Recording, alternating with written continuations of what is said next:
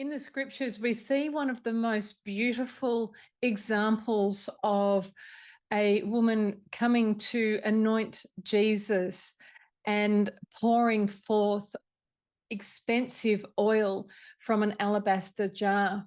The alabaster jar had to be broken open so that the oil could flow forth. We've just finished week 2 of our Prophetic Mastery, and already God is moving, and it's just such a beautiful thing to see, but it's also such a privilege to behold. One of our beautiful women shared with us that over the week, she thought that she was being broken apart in the process of discovering how much God loved her and how he saw her, how he adored her in and of just herself, who she was herself, without doing anything more. And she said, as she was feeling that she was being broken apart, she decided to incline her ear and ask him what was it that was really going on. And she realized, as she had the revelation, she realized that she wasn't being broken apart, but she was being broken open. She was being broken open so that she could receive more of Jesus's love for her.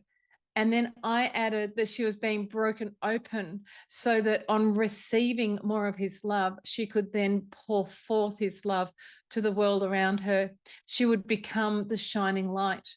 It reminded me of the woman who came and broke open an expensive alabaster jar. Those alabaster jars were apparently had a quite a long neck, and she would have had to have broken open the container so that she could pour forth the expensive anointing oil all over Jesus. And the fragrance of that alabaster jar would have filled the room as Jesus reclined. And he said, this will be spoken of for centuries on, just in honor of what it is that she has done. It was such a beautiful sacrifice that she was willing to break open her life savings, break open her life, so to speak, and allow what she had gathered together as her own treasure and allowed it to be poured forth upon him in adoration and in worship. It was because she loved him so much that she poured forth the oil that she had contained once upon a time just for herself. So I celebrate all of the new students that have gathered to grow. Week 2, we shared and talked about a lot of what was happening over the last week. Transformation